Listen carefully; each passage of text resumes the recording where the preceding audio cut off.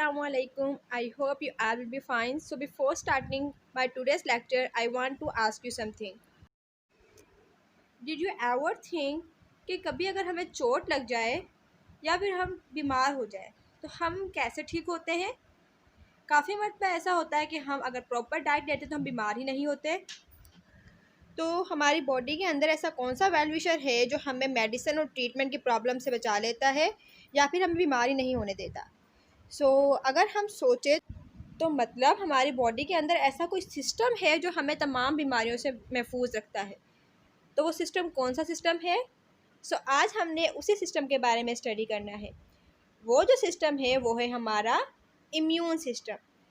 Immune system वो system है जो तमाम इन्फेक्शियस जर्म्स को हमसे दूर रखता है और हमें तमाम बीमारियों से महफूज रखता है हमारा गाइड बनकर। अब हम उसी इम्यून सिस्टम की स्टडी कर लेते हैं। इम्यून सिस्टम क्या करता है, जितने भी जर्म्स उसके हमारी बॉडी के अंदर इन होते हैं उन जर्म्स को वो अपने अंदर इन करके डिस्ट्रॉय कर देता है। इंटेस्ट किया, डिस्ट्रॉय किया और उसे ख़त्म कर दिया। इम्यून सिस्टम का यही वर्क है कि वो कोई भी जरासीम को पहली बात तो बॉडी के अंदर आने नहीं देता। अगर कोई बैक्टीरिया, कोई हार्मफुल जर्म्स बॉडी के अंदर आ भी जाते हैं तो उन्हें बॉडी से आउट कर देता है या फिर उसे मुकम्मल तौर पर किल कर देता है, मुकम्मल तौर पर उसको ख़त्म कर देता है। Let's start our topic, that is immune system. If we talk about the definition of immune system, it is defined as immune system is a collection of cells and proteins that work to protect the body from harmful infectious microorganisms. तो immune system collection है sales का और proteins का जो काम करते हैं body को प्रोटेक्ट करने के लिए, बॉडी को प्रोटेक्ट करते हैं हार्मफुल इन्फेक्शियस माइक्रो ऑर्गेनिज्म से। तो इम्यून सिस्टम वो सिस्टम है जो हमें तमाम के तमाम हार्मफुल इन्फेक्शियस माइक्रो ऑर्गेनिज्म से प्रोटेक्ट करता है हमारी बॉडी को। It is divided into 2 functional division. इसे 2 फंक्शनल डिवीजन में डिवाइड किया गया है। वन बाय वन हम उन फंक्शनल डिवीजन को स्टडी करते हैं। तो जो सबसे पहला फंक्शनल डिवीजन है वो है innate immune system. Let's see कि इन्नेट इम्यून सिस्टम कौन सा सिस्टम है। It is responsible for innate और नेचुरल इम्यूनिटी। ये जो है कुदरती इम्यूनिटी के लिए रिस्पॉन्सिबल होता है, यानी इससे जो हमें इम्यूनिटी मिलती है वो नेचुरल इम्यूनिटी होती है, which is not non specific in nature, जो कि किसी खास काम के लिए नहीं होती है बल्कि बॉडी को तमाम के तमाम प्रोसेस के लिए इम्यूनिटी प्रोवाइड करती है। या फिर यूँ कहे कि अगर कोई बीमार हो जाए तो उसके लिए भी इम्यूनिटी देगा, अगर कोई चोट वगैरह लग जाए तो उसके लिए भी इम्यूनिटी दे सकता है। मतलब इसका कोई स्पेशल फंक्शन नहीं है, कोई स्पेसिफिक काम के लिए ये नहीं होती है। अगर हम इसकी बात करें तो it is the first lines of defence. ये डिफेंस की फर्स्ट लाइन कहलाती है, जो कि किसके ऊपर मुश्तमिल होती है, स्किन एंड म्यूकस सिक्रेशन के ऊपर ये मुश्तमिल होती है, जो कि कहलाती है फर्स्ट लाइन ऑफ डिफेंस। अब म्यूकस सिक्रेशन क्या है? म्यूकस एक प्रोटेक्टिव सब्सटेंस है जो हमारी बॉडी के अंदर प्रेजेंट होता है। तो सेकेंड लाइन ऑफ डिफेंस की अगर हम बात करें तो सेकेंड लाइन ऑफ डिफेंस कौन सी लाइन है? Consist of physical and chemical barriers against infectious micro organism. तो ये किस पर मुश्तमिल होती है? फिजिकल और केमिकल बैरियर, यानी रुकावटें होती हैं, या तो फिजिकली रुकावटें होती हैं या तो वो केमिकली रुकावटें होती हैं। और वो किसके खिलाफ होती हैं? वो इन्फेक्शियस माइक्रो ऑर्गेनिज्म के अंदर के लिए होती है। मतलब कि वो माइक्रो ऑर्गेनिज्म जो इन्फेक्शन क्रिएट करते हैं उसके खिलाफ ये सेकंड लाइन ऑफ डिफेंस होती है, जो कि फिजिकल एंड केमिकल बैरियर के ऊपर मुश्तमिल होती है। तो ये हमने जाना इन्नेट इम्यून सिस्टम, जो कि नेचुरल इम्यूनिटी के लिए रिस्पॉन्सिबल होता है और अपने नेचर में नॉन स्पेसिफिक है। फर्स्ट लाइन ऑफ डिफेंस के अंदर स्किन एंड म्यूकस सिक्रेशन आती है, जबकि सेकंड लाइन ऑफ डिफेंस के अंदर फिजिकल और केमिकल बैरियर्स हैं जो कि इन्फेक्शियस माइक्रो ऑर्गेनिज्म्स के खिलाफ वर्क करते हैं। अब इसके बाद जो है ये किसके ऊपर कंप्राइज होती है, मतलब कौन सी चीज़ें इसको मिलकर बनाती हैं? It is comprises of phagocytes. सबसे पहले ये किसके ऊपर मुश्तमिल होती है? फैगोसाइट्स के ऊपर। फैगोसाइट्स क्या है? It is a type of WBCs। ये वाइट ब्लड सेल की टाइप है which can ingest, internalise and destroy the particles.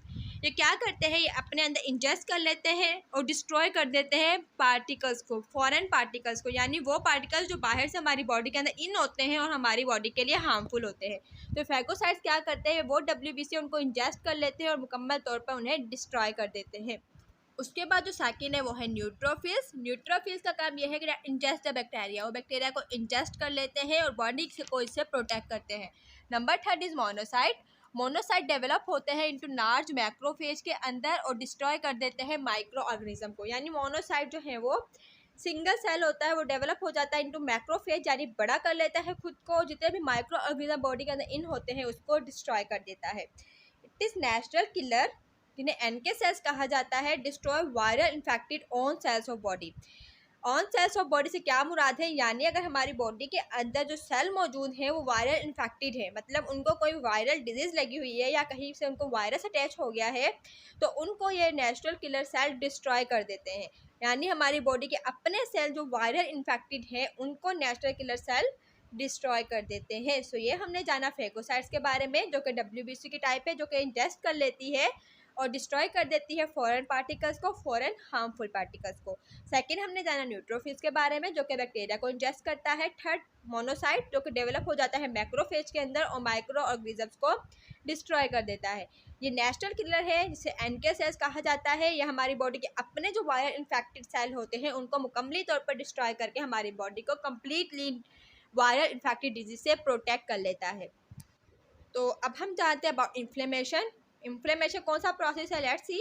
It is the body's reaction to an injury और by entry of micro organism.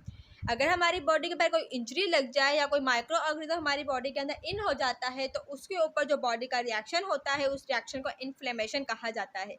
ये reaction जो है हमें protect करता है, ये भी हमारी प्रोटेक्शन के लिए रिएक्शन होता है ताकि जो है उसका जो प्रोसेस है इम्यूनिटी का वो फास्ट हो जाए और वो जो भी इंजरी हुई है या कोई भी माइक्रो ऑर्गेनिज्म इन हुआ है वो फौरी तौर पर ठीक कर दिया जाए। तो अब हम जानते हैं सेकेंड इम्यून सिस्टम के बारे में, जो कि है adaptive immune system. It is specific immunity. ये जो है खास कामों के लिए ये स्पेसिफिक इम्यूनिटी प्रोवाइड करता है। अब ये किसके खिलाफ इम्यूनिटी प्रोवाइड करता है, provide immunity against toxin, transparent tissues and tumour cell. ये जो है टॉक्सिक जितनी भी चीज़ें होती हैं उसके खिलाफ इम्यूनिटी प्रोवाइड करता है। ट्रांसपेरेंट टिश्यू यानी वो टिश्यू जो ट्रांसपेरेंट है, यानी कि बॉडी के नेचुरली नहीं है बल्कि किसी और पर्सन से रिमूव करके बॉडी के साथ लगा दिए जाते हैं, ट्रांसप्लांट किए जाते हैं, उनके खिलाफ। और ट्यूमर सेल्स के खिलाफ यानी जो कैंसर क्रिएट करते हैं सेल्स, उनके खिलाफ ये इम्यूनिटी प्रोवाइड करता है। Sir it is called the third line of immunity. ये जो है ये इम्यून सिस्टम की थर्ड लाइन होती है। फर्स्ट लाइन में डिफेंस हमने पढ़ ली, सेकंड लाइन ऑफ डिफेंस हमने पढ़ ली, तो adaptive immune system is the third line of immune system. ये इम्यून सिस्टम की थर्ड लाइन कहलाती है। तो अडेप्टिव इम्यून सिस्टम की जो इम्यूनिटी होती है वो स्पेसिफिक होती है नेचर में। ये प्रोवाइड करता है इम्यूनिटी टॉक्सिन के खिलाफ, ट्रांसपेरेंट टिश्यू के खिलाफ और इसके साथ साथ ट्यूमर सेल्स होते हैं उनके खिलाफ ये इम्यूनिटी प्रोवाइड करता है। And it is called the third line of immune system. ये इम्यून सिस्टम की थर्ड लाइन कहलाता है। फर्स्ट लाइन ऑफ डिफेंस के अंदर हमने स्किन के बारे में, म्यूकस सेक्रेशन के बारे में जाना था। सेकंड के अंदर फिजिकल एंड केमिकल बैरियर्स है और थर्ड जो है ये adaptive immune system. The responses of the adapted are provided chiefly by two types of lymphocytes called B cells and T cells. ये जो रिस्पॉन्स आता है अडेप्टिव सिस्टम का वो प्रोवाइड कर टू टाइप के लिम्फोसाइट्स प्रोवाइड करते हैं। वो लिम्फोसाइट्स कौन से हैं, वो बी सेल्स और टी सेल्स है। अब बी सेल्स जो है मेच्योर होते हैं थाइमस ग्लैंड्स के अंदर और बी सेल्स मेच्योर होते हैं बोन मैरो के अंदर। सो टी सेल हमने जाना मेच्योर होते हैं थाइमस ग्लैंड के अंदर।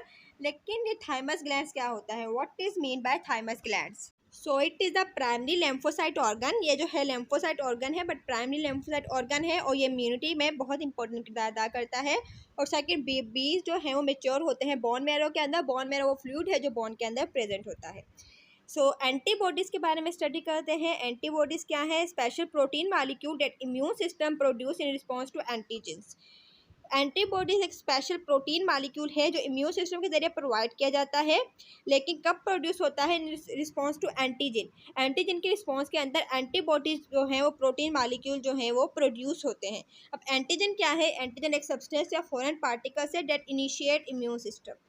मतलब कि ये वो सब्सटेंस है या फॉरेन पार्टिकल्स है जो कि स्टार्ट करता है इम्यून सिस्टम के प्रोसेस को, जिससे इम्यून सिस्टम का प्रोसेस स्टार्ट हो जाता है। और एंटीबॉडीज़ जो हैं वो इसी के रिस्पॉन्स के आगे वर्क करती हैं।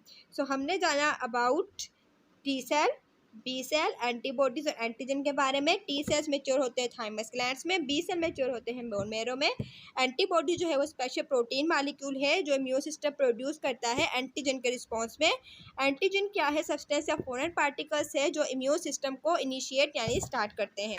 So let's move forward. अब हम आगे बढ़ते हैं और आगे कुछ चीज़ों के बारे में स्टडी कर लेते हैं। So the adaptive immune system mounts two types of attacks. Adaptive immune system जो है वो इसका मतलब ये है कि टू टाइप्स के ऊपर मुश्तमिल होता है, यानी ये दो टाइप ही हैं जो पूरा प्रोसेस चलाती है अडेप्टिव इम्यून सिस्टम का। सो हम वो पढ़ लेते हैं कि वो कौन सी टाइप्स है। Number one is humoral immunity. Immunity कौन सी इम्यूनिटी है? Immunity provided by antibody secreted in the circulatory system by B cells is term as humoral immunity.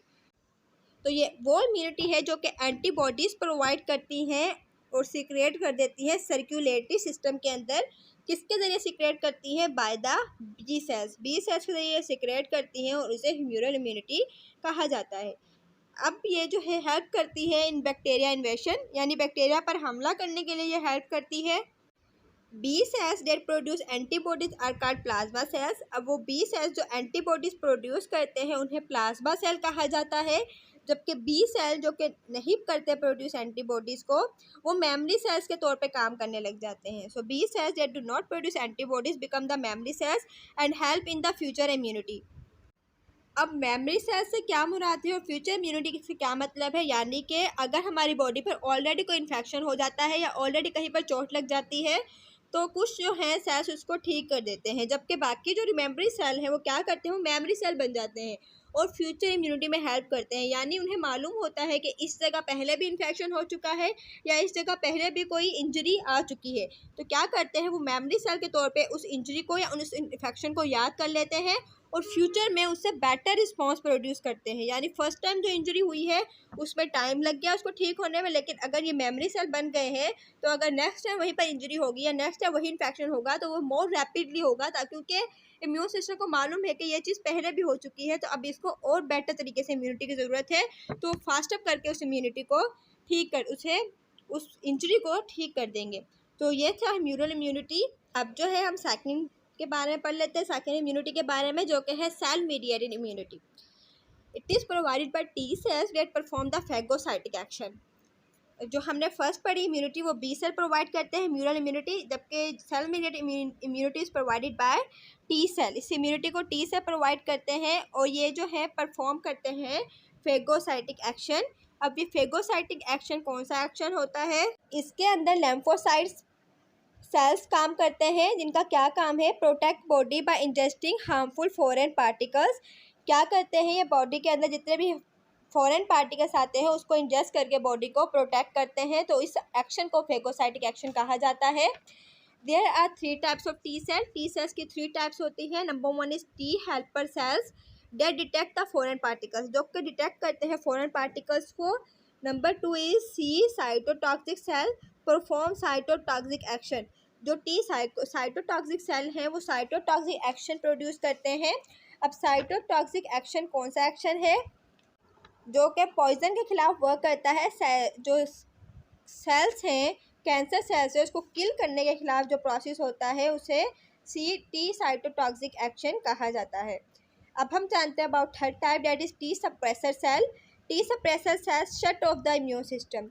जबकि इम्यून सिस्टम का वर्क कंप्लीट हो चुका है, जितनी इम्यूनिटी चाहिए थी वो इम्यूनिटी मिल चुकी है, तो ये क्या करेंगे? ये शट ऑफ कर देंगे इम्यून रिस्पॉन्स को। इम्यून रिस्पॉन्स यहाँ पर ख़त्म हो जाएगा। तो ये हमने जाना सेल मीडिएटेड इम्यूनिटी के बारे में, जो कि टी सेल्स प्रोवाइड करते हैं बाय फैगोसाइटिक एक्शन। 3 टाइप के टी सेल्स के बारे में जाना, जो कि है T helper cell, C cytotoxic cell and T suppressor cell. अब हम जानते हैं अबाउट साइटोकाइंस, जिसे आमतौर पर लाइम्फोकाइंस कहा जाता है। सो लेट्स सी कि ये क्या चीज़ है। It is specific proteins that help in the defence of body. ये एक खास किस्म के प्रोटीन है जो कि बॉडी डिफेंस में हेल्प करते हैं। ये एंटीवायरल होते हैं जो कि इन्फेक्शन के खिलाफ वर्क करते हैं। तो ये हमने जाना साइटोकाइंस के बारे में, जो खास किस्म के प्रोटीन होते हैं जो बॉडी डिफेंस में हेल्प करते हैं। स्पेशली ये इन्फेक्शन जो डिजीज़ होती है उसके खिलाफ वर्क करते हैं। They are antiviral. अब हम जानते हैं अबाउट प्राइमरी इम्यून रिस्पॉन्स के बारे में। It is occur at the first exposure of the antigen. मतलब कि फर्स्ट जब एंटीजन वर्क करना स्टार्ट करेगा ये तब स्टार्ट होता है, इसीलिए इसे प्राइमरी इम्यून रिस्पॉन्स कहा जाता है। Development of effector cells can take 5 to 10 days. जो इफेक्टर सेल है उसकी डेवलपमेंट इसके अंदर 5 to 10 डेज ले लेती है, यानी 5 to 10 डेज के अंदर इफेक्टर सेल जो है वो डेवलप होते हैं।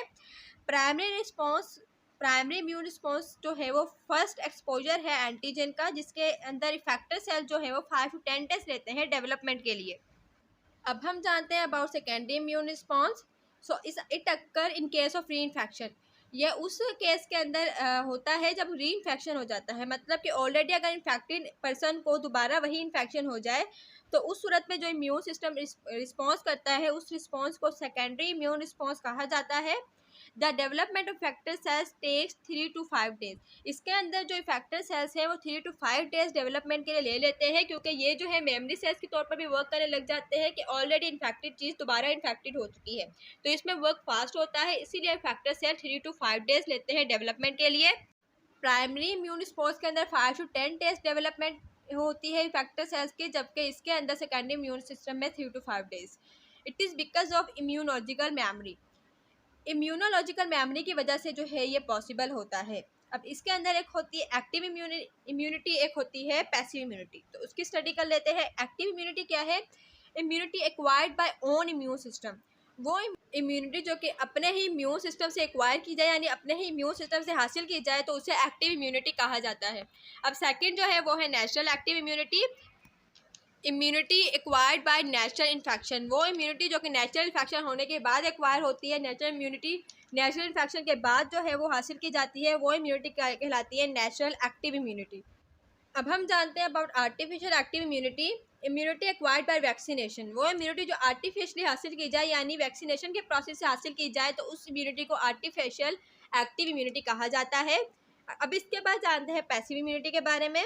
पैसिव इम्यूनिटी कौन सी इम्यूनिटी है? Immunity in which antibodies are transfer from one person और एनिमल्स। ये वो इम्यूनिटी है जिसके अंदर एंटीबॉडी जो है वो किसी और पर्सन या एनिमल्स के ज़रिए ट्रांसफ़र की जाती है, या एनिमल या किसी और पर्सन से ट्रांसफ़र की जाती हैं, उस इम्यूनिटी को पैसिव इम्यूनिटी कहा जाता है। ये वो इम्यूनिटी है जिसके अंदर एंटीबॉडी जो है वो किसी और पर्सन या एनिमल से जो है ट्रांसफ़र की जाती है, उस इम्यूनिटी को पैसिव इम्यूनिटी कहते हैं। अब हम जानते हैं about natural passive immunity. Immunity in which antibodies are transferred by number of same species. Immunity ये वो इम्यूनिटी है जिसके अंदर एंटीबॉडी जो है वो सेम स्पीशीज से ही ट्रांसफ़र की जाती हैं। जैसा कि एग्जांपल की अगर हम बात करें, from mother to child through breast feeding colostrum, अगर हम मदर जो है वो मदर से चाइल्ड जो है अपनी फीड हासिल करता है, तो उसके अंदर प्रेजेंट होता है colostrum. Colostrum is the first secretion from the mammary glands. Mammary glands जो पहली सिक्रेशन होती है उसे कोलोस्ट्रम कहा जाता है। And that is rich of antibodies, उसके अंदर बहुत ज़्यादा मिकदार के अंदर एंटीबॉडीज पाई जाती हैं, उससे बहुत ज़्यादा इम्यूनिटी जो है चाइल्ड को हासिल होती है। तो ये हमने जाना आर्टिफिशियल एक्टिव इम्यूनिटी के बारे में, वो इम्यूनिटी जो वैक्सीनेशन से हासिल की जाए। पैसिव इम्यूनिटी वो जो एंटीबॉडीज ट्रांसफ़र होती हैं दूसरे एनिमल से या दूसरे पर्सन से। नेचुरल पैसिव इम्यूनिटी वो इम्यूनिटी है जो कि सेम स्पीसीज से ही हासिल की जाती है, ट्रांसफ़र की जाती हैं, जिसके एग्जांपल के अंदर हम जाना कि एक जो है चाइल्ड अपनी मदर से ब्रेस्ट फीडिंग के ज़रिए इम्यूनिटी यानी एंटीबॉडी जो है वो हासिल करता है। सो अब हम जानते हैं आर्टिफिशियल पैसिव इम्यूनिटी के बारे में। सो लेट्स सी ये कौन सी इम्यूनिटी है। Immunity in which antibodies are transfer from animal that is already immune to disease. ये वो इम्यूनिटी है जिसके अंदर एंटीबॉडीज ट्रांसफ़र की जाती है उस एनिमल से जो कि ऑलरेडी जो है वो डिजीज़ से प्रोटेक्ट होकर आया है, डिजीज़ से इम्यूनिटी हासिल करके आया है। इसकी एग्जांपल के अंदर रेबीज़ इन्फेक्शन है जो कि ऑब्टेन की जाती है हॉर्स के ज़रिए। लेकिन अगर हम इसकी रिसेंटली अगर हम इसकी कोई एग्जांपल लें तो it is the example of the corona virus patient, जिनके प्लाज्मा से ही नेक्स्ट पेशेंट का इलाज किया जा रहा है और उनको ठीक किया जा रहा है, क्योंकि ये जो पेशेंट है ये इस डिजीज़ से बाहर निकल के आए हैं, डिजीज़ से प्रोटेक्शन लेकर आए हैं। तो अब इन्हीं के ब्लड प्लाज्मा से, इन्हीं के प्लाज्मा से नेक्स्ट पेशेंट का जो इलाज किया जाएगा, that is the artificial passive immunity. So ये हमने जाना about the types of some immunity. अब हम जानते हैं इम्यूनाइजेशन। इम्यूनाइजेशन कौन सा प्रोसेस है? सो it is the process of the increase immunity bye vaccination. Vaccination के प्रोसेस है इम्यूनिटी इंक्रीज करने का जो प्रोसेस है, इसे इम्यूनाइजेशन कहा जाता है। So this was the topic about the immune system and further some type immune system and immunisation process. I hope कि आपको समझ में आ गया होगा। Instead of this if you have any question so you may ask in the comments. अपना ख्याल रखिएगा। अल्लाह हाफिज़।